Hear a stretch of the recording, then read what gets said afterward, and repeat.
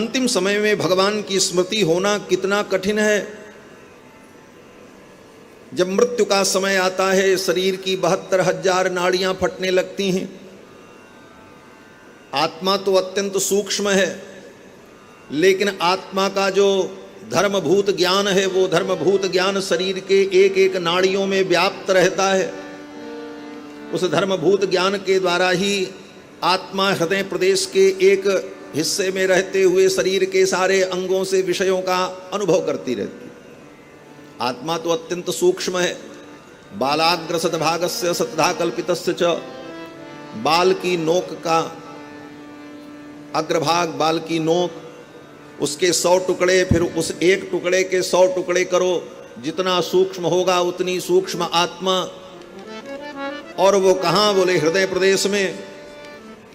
और उतनी सूक्ष्म आत्मा हृदय प्रदेश में रहते हुए अपने धर्मभूत ज्ञान के द्वारा पूरे शरीर में व्याप्त होकर शरीर के माध्यम से सुख दुख का अनुभव आत्मा करती रहती। बाल के ऊपर एक मक्खी बैठ जाए तो उस मक्खी के बैठने की अनुभूति, अनुभव आत्मा को एक क्षण में, क्षणार्ध में तुरंत आत्मा को संकेत होता है।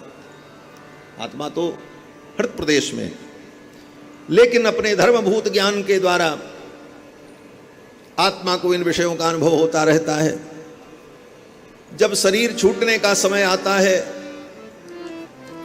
तो लोग कहते हैं ना कि आत्मा को बड़ी पीड़ा होती, आत्मा को दुख का अनुभव होता है। जनमत मरत दुसह दुख होई। बोले क्या दुख? इतनी सूक्ष्म आत्मा शरीर के किसी रोम छिद्र से निकल जाए। इतनी सूक्ष्म आत्मा को शरीर से निकलने के लिए कोई कठिनाई तो नहीं होनी चाहिए, क्योंकि जो इतना सूक्ष्म है वो शरीर के किसी भी रोम छिद्र से बाहर हो जाए, उसे कोई रोक नहीं सकता।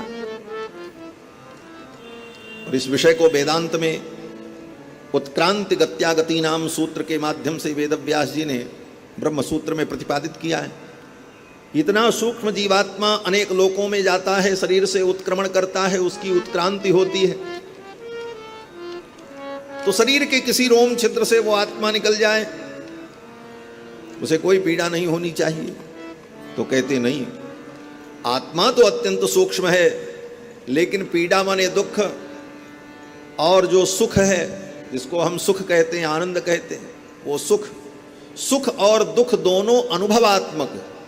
सुख और दुख ज्ञानात्मक है, इसका ज्ञान होता है आत्मा। सुख कोई ऐसी अलग वस्तु नहीं है, दुख कोई अलग वस्तु नहीं, अपितु दुख सुख का अनुभव ज्ञान आत्मा को होता है। और वो सूक्ष्म आत्मा अपने धर्मभूत ज्ञान की व्यापकता से सुख दुख का अनुभव करती है। अब 50 वर्ष से, जब से जन्म हुआ, जब से जीव इस शरीर में आया, तब से इस शरीर में अपने धर्मभूत ज्ञान को फैलाकर वो जीवात्मा सुख दुख का अनुभव करता रहा। अब शरीर से जब निकलने का समय आया तो उस धर्मभूत ज्ञान को समेटने में उसको इतनी कठिनाई होती है। जैसे आप किसी किराए के मकान में रहो, कई कमरे का मकान हो, उसमें सब सामान आपका फैला हो, सारी व्यवस्था आपने कर ली है, और अचानक आपको सूचित किया जाए कि इसी क्षण आप इस घर को खाली कर दो। आप कितने व्याकुल होगे कि कौन सामान कहाँ ले जाएं, क्या करें, कैसे करें, कैसे करें। आदमी परेशान हो जाए। उसी प्रकार आत्मा का जब उत्क्रमण होता है तो इस शरीर में वर्षों से जो उसकी व्याप्ति थी, अपने ज्ञान के द्वारा इसे अपना मान करके इसके माध्यम से सुख दुख का अनुभव करता था, उस आत्मा को अपने ज्ञान का संवरण करने में इतनी कठिनाई होती है। इसी दुख का वर्णन किया गया है, जन्मत मरत दुसह दुख होई।